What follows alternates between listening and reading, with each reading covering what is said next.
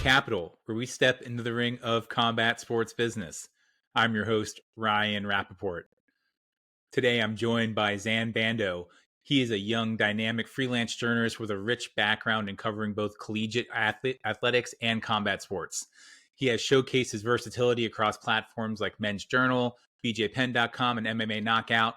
And as a co-host on the MMA Outsiders podcast, he is a seasoned contributor across the sports journalism landscape. His passion for the sports industry, combined with his commitment to engaging in informative content, positions him as a notable voice in the realm of sports journalism, and I'm eager to explore the evolving narratives with him of combat sports and beyond. Thanks for being here, Zain. How are you and where are you joining from?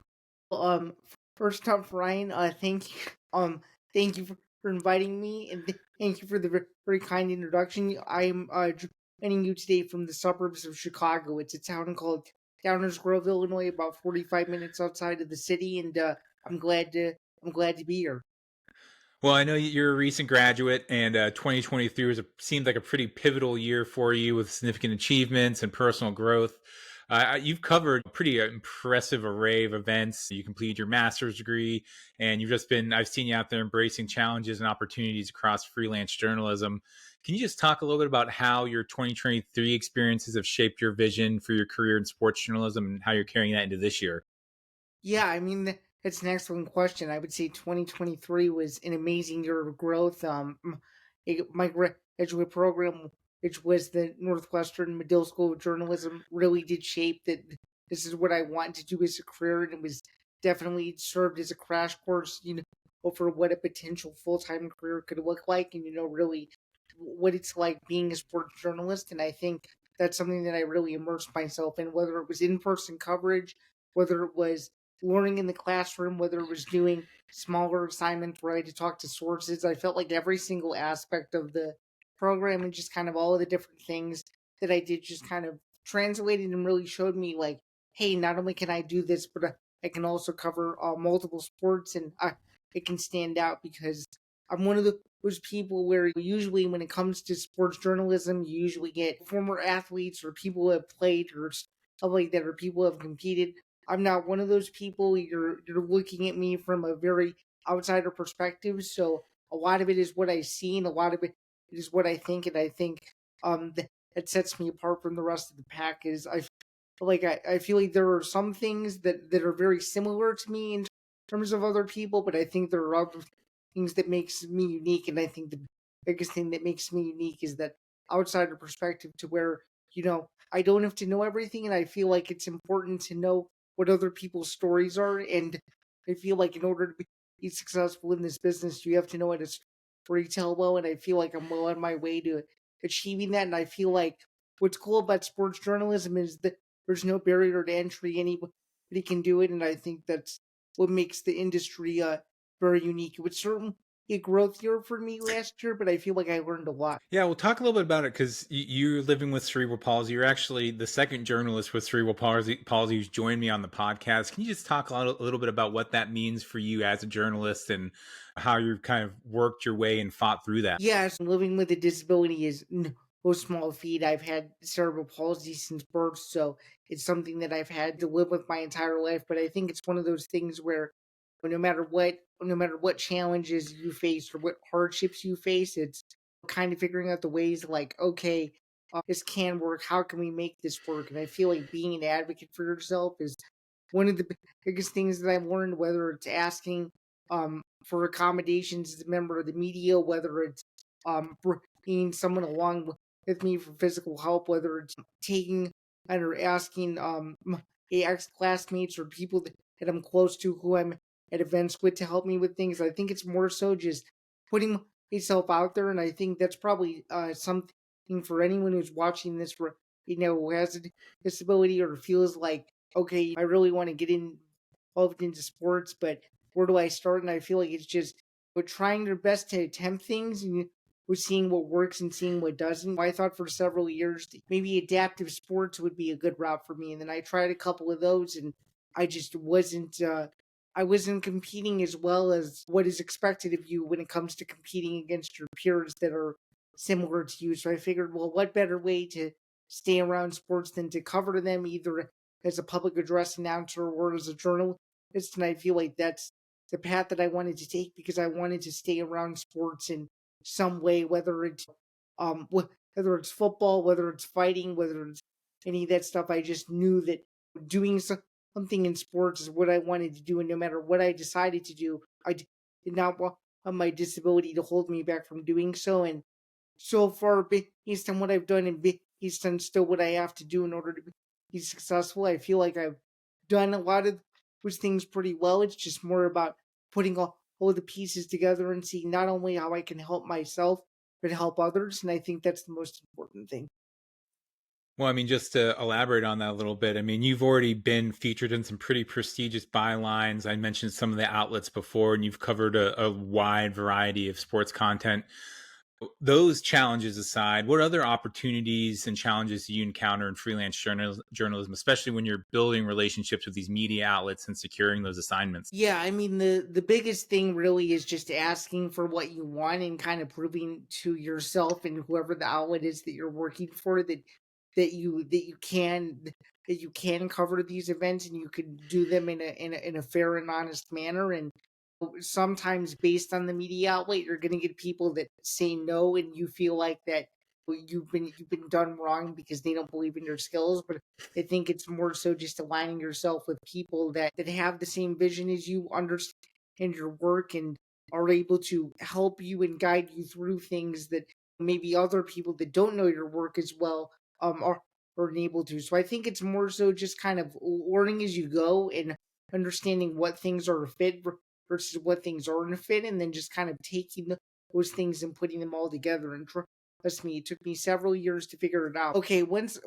now that I know people that believe in me and believe even what I can do, I can actually give this a shot because to many people's surprises who have followed my work for the better part of 4 to 5 years, I only started doing in person coverage a couple of years ago, and it was simply just because sometimes in terms of access points, getting all of the necessary contacts, um it was it was more it was it was difficult to actually do it more than just to say it.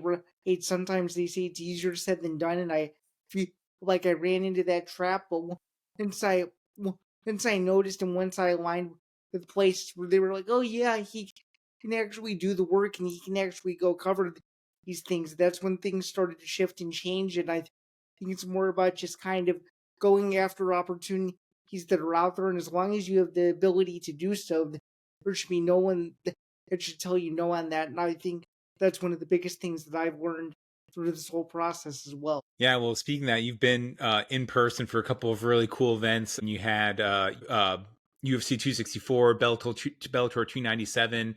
Can you talk a little bit about what drew you to combat sports and how those sports and events that you've been to influenced your perspective on its coverage? Yeah, so in terms of UFC 264, I was a fan for that, and I've been an MMA consumer since about 2006. It was the first sport I ever saw. My dad had actually got me into it. He had watched some of the early UFCs, and he had randomly ordered a pay-per-view one night. I think it was UFC 61.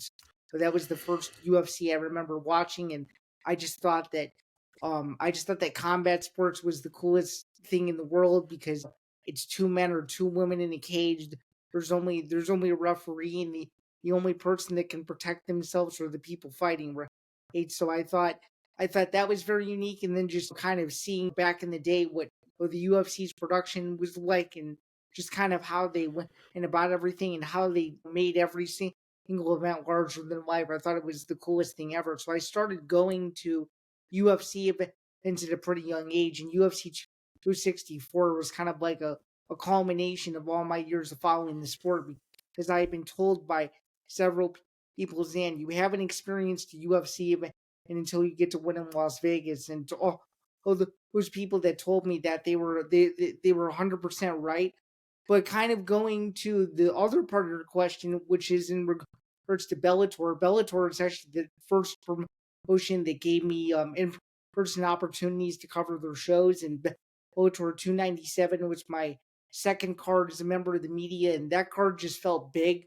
I remember asking Scott Coker, I think it was in November of 2022, if he was going to make Chicago and Midwest MMA kind of a priority, and he assured me, yeah. And less than a year later, they were back in my neck of the woods, and I just remember that card being very sentimental because there was a lot of Midwest MMA talent on it. There were just so many fantastic fighters that came together from multiple different promotions in the past to be in one event, and it just felt like a really huge card. So to be able to be there for that, and to be able to say that I covered it as well as cover Bellator 301, which was the last Bellator under the Viacom banner. I take all of those events very seriously, and I hold them very close to my heart because I know that for those who were around for some of the earlier Bellators and the earlier UFCs, they understand what it means, when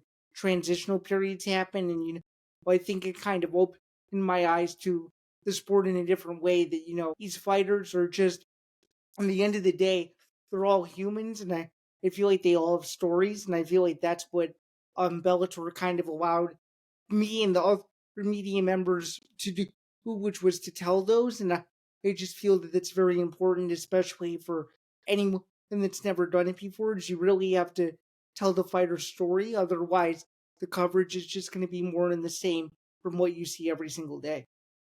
Yeah, I agree with you 100%. There's something that is just so intangible about being there in person. I talk about that a lot. I had a friend, we went to 287 together in Miami, and what an event to be at. But there's just the energy that you get there in person. And I think no one obviously does it as good as the UFC does. But being there in person, I've been to some BKFC events, been to a lot of local regional events as well, Same and here. it's just something about the in person, the hearing it, the seeing it, and the in person energy that like it's almost like, how do you even know the sport until you've been at a live event, right? So I'm You, right there with you. Yeah, I mean, I think you just made a great point. You nailed it right on the head. I would argue that you don't know the sport until you've been in at least one live event, regardless of what promotion it is.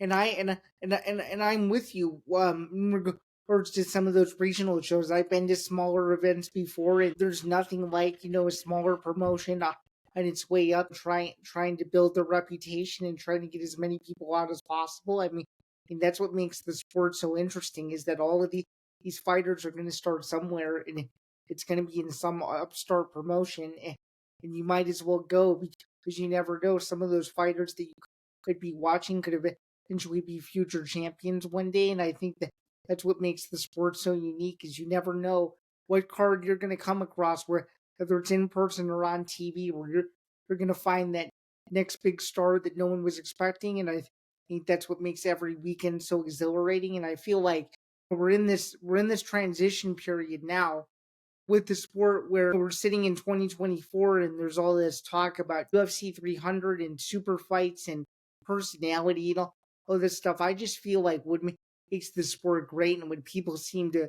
quickly forget outside of all the minutia, is that the fights and the talent and the accumulation of just everything that goes along with it is what makes the sport so exciting. And I'm not saying that there's not politics within the sport, because there is, but I think at its core, the fights and the entertainment value of it is what makes it so unique, whether you are a fan or a member of the media. And I just think that's something that I think a lot of people forget, and something that people will need to keep in mind, regardless of what their role in the sport is.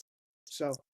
Well, you hit on a really good point there. And just to expand on that, how do you see the role or perceive that role of journalism in shaping that narrative and public perception of combat sports? Yeah, so I mean, I think everybody's going to have a different answer to this question, but I think it's more so, what are you going to do differently that stands out?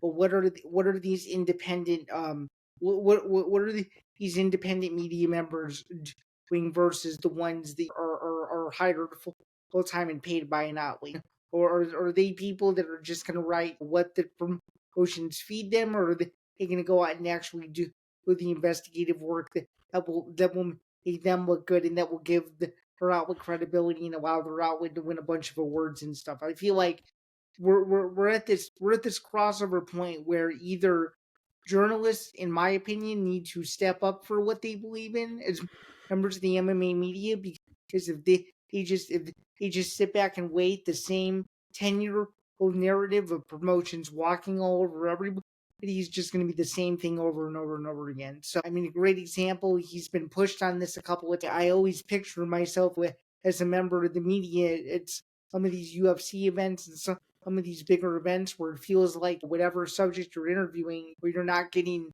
the answer out of them that you expect. And my response to that is you shouldn't be nervous to lose access if you know that you're doing your job and you're doing your job correctly. Because at the end of the day, if you end up losing access, it's a reflection on them and not you. So, well, I think as long as people go in with that mindset, knowing that they're there to do hard hitting journalism work and hopefully come up with a story that nobody else has come up with, I think that's something that people need to keep in mind, and that's something that also people need to remember is that sometimes it's not about as much as the access as it is about putting out the best stories possible. And I hope that out of it, anything that anyone takes away from listening to this, whenever they do listen to this, is it's all about the reputation. And as long as you can keep your reputation uptight and do what you need to do to put out the best work possible, that's all that matters. So That's a great point. I mean, some of the best content out there is the stuff that people have been ostracized by some of the bigger promotions. So you're right on point there. I mean, is there, reflecting on this journey that you have you had any people that you consider significant mentors or influences in sports journalism for you? yeah, so I have a couple. My advisor at the Northwestern Medill School of Journalism was Jay Donde. He's a very famed journalist who was on ESPN for several years and is at a lot of mainstream newspapers. And just his wealth of knowledge in regards to almost every sport and just kind of knowing what to do and not do in certain situations was just super helpful to learn from him, and just super helpful as to how you gain contacts and how you build relationships. So he's definitely been helpful. And then in terms of on the MMA side, pretty much every single person I've ever worked with professionally at every single outlet that I've been with, I consider those people mentors. And then anyone really from the realm of like, well, whether it comes to the guys over at CBS Sports, the guys over at MMA Fighting, the guys over at MMA Junkie. I think what makes the MMA media unique is that, as far as I can tell, and I can be very wrong on this considering I haven't covered the sport for too long, but I think what makes the MMA media sphere interesting in terms of the people who cover it is that no one is there to backstab anyone, and at least the people that I talk to always support everybody's work, your work included. And I think that that's something that we need to remember, is that even though we're all out trying to hustle, we should all support each other as much as we can. And I think that's something that people forget, because this is a very small niche industry. So as long as we can support each other where we can, it's going to make all of us better. And I think that's the most important thing. No, and shout out to the MMA media group that we're in. I've seen that there, and it's been really cool being a part of that, meeting you, having people like Anik who brought me into that as well, and just kind of seeing the camaraderie that exists there, and a little bit of shit talking here and there, but just a lot of support, and I'm super thankful for just kind of like the guidance and all the people there that have been supporting my work as well. And yeah, I agree with you 100%. And also, I'll just add, cool that you have access to Jay Adane. I'm a huge fan of his, and I know That's that he all. was like such a huge media personality for so long. So it's pretty cool that you get to have people like that in your life, from like an overarching mainstream sports. And in the end, I guess combat sports is still a niche, even if it's on ESPN and the Zone and all these other. It is a niche, right? And it's something that we're constantly trying to build into. For sure. And what I think is the most unique part about that too, and I'm glad you mentioned that, is I feel like you can go up to people in the street and you could say, for example, who's going to win this week in Volkanovski or Taporia. You could have one person go into a 7 to 10 minute technical breakdown on the fight, and then you could go up to another person and say, I have no idea what you're talking about, who those people are and when they're Yeah. even competing. So I think it's very unique. It's not in that level yet, where in terms of like the NFL, if you went up to anyone and said, "Well, what did you think of the Chiefs 49ers game on Sunday?" Everyone's going to have an opinion on that because it's a super mainstream sport and over 120 million people saw the game. But until MMA gets to that level, I still think you're going to see some very interesting responses. But I think also it goes to show that some of us that are more on the independent side of things, as long as we can continue to build it, it is going to be at that level one day. It'll just take time, I think. So Yeah, I agree with you. It's actually funny because I was a collegiate football player, grew up playing football. It was such a piece of my core being for such a long time. I didn't watch one NFL game this year. I didn't watch 1 minute of the Super Bowl this year, and yet I'm one of those people, and always who's like the combat sports nerd. And it always blows me away the people that come out of the woodwork who've like seen my content and are like coming and engaging me, and I'm just like, wow, I had no idea. I didn't see that one coming. But I think that, like you're saying, speaks to the growth of the sport and the opportunity for people like ourselves as well. for sure, and by the way, you're the first person to have told me out of every person that I usually talk to that you you didn't watch a single minute of the NFL this season. I guess the only answer that I have for you is that is a lot. That is a lot of dedication, and that is a lot of not checking spoilers because I don't think most people would have been able to do that. I mean, you can't avoid the bylines and the stats, but it's just I lost interest and just full transparency. Like, there's nothing about it, the culture, the actual games, the speed. I mean, I do consume a insane amount of combat sports. I'm watching like Bahrain regional events on Brave and One and Flow Grappling and all these other kickboxing and in Muay Thai in Sweden of all places. But like that's what gets me these days. And yeah, I know, I think that kind of speaks to like where I'm at professionally. But I'm just curious, what are some of your professional aspirations moving forward in sports journalism? Yeah, I mean, I could see myself going in multiple different directions. Even though I'm currently freelancing, I'm still on the hunt for what I feel would be my first ideal full time role. But I could see myself going in the direction of either being either a college football beat reporter, a college basketball beat reporter, or somehow some a covering combat. I just know doing one of those three to four things would ultimately make me happy and would fill what my current career aspirations are right now. But I feel like what makes me unique is compared to us other MMA media members, and it's no disrespect to them, but I feel like I'm one of the few, at least in our little circle, that has shown that I can cover multiple sports and do it on a pretty succinct level. So I think really any of those options to start would be good, and then my eventual overall long term goal is I would like to be independent and eventually work for multiple places and just kind of do my own thing however I see fit. Well, you're young. I know you have a bright career ahead of you, Zan.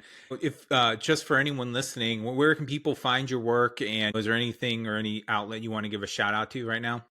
Sure. So I'm going to give a shout out to every single outlet that I'm currently with. So that includes bjpen.com, MMA Knockout, and Journal Mike Farrell Sports. You all know who you are. So thank you very much for giving me a platform and a byline to showcase my work. That's number one. You can find all of my work across social media on Instagram and X/Twitter at ZanBando99. That's at ZAINBANDO 89, and then you can find all my journalistic work on muckrack.com, and it's linked in all my bios everywhere, as well as my link tree. So there's a ton of different ways to get a hold of me. I do my best to reply to everyone, no matter what it is, and I just try to be as um accessible as possible. And I think that's something that a lot of people should be aware of. Is the more that you're accessible, the more that people are going to reach out. Very similar to how you who did it. And I just think it's a big way to build camaraderie and network. And yeah, those are all the different ways you can find me. No, I agree with you 100%. Being accessible and willing to have the conversation is always important. And thank you for having this one, Dan. I think it's an important one. And just talking about how people are working their way up and trying to achieve their hopes and dreams. And that means a lot for me. So thanks for being here today. Of course. Looking forward Absolutely. to getting it out there. Absolutely.